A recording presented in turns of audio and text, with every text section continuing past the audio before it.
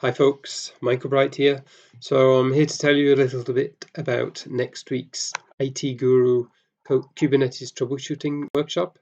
I'll tell you a little bit about what we'll be covering in that session and what we won't.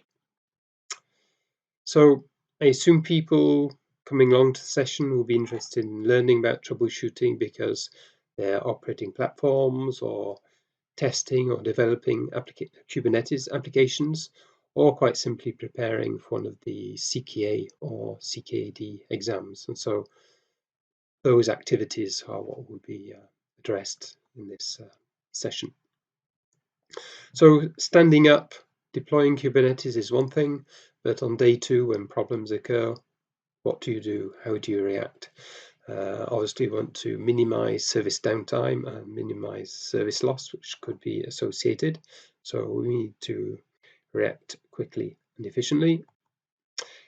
Nevertheless, I want to put the accent also on being proactive by making sure you have the correct logging, alerting tools, adopting best practices, and possibly performing chaos engineering in your teams are critical to your ability to reliably deliver service.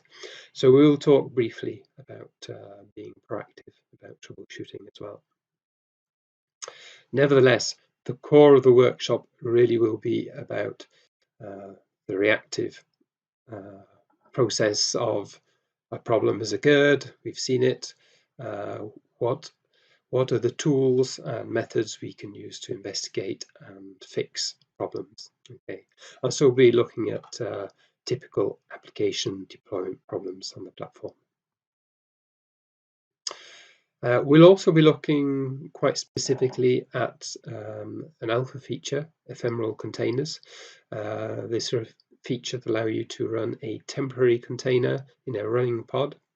The advantage of this is that this means that your application containers can be using fairly minimal container images. Think reduced attack surface, so it's good for security.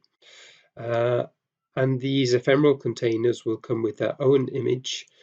They're only temporary in the pod, and so they can come filled with lots of troubleshooting tools, which could be a liability if you left them in the application container, but are fine in the ephemeral container. So we'll be looking at that. We won't be covering specifics such as cloud provider specifics or specific applications or databases or specific service mesh. But what we will be covering is problems associated with configuration of applications, allocating resources for them, use of policies, networking, cluster, and node problems. So that's it. I hope that whets your appetite.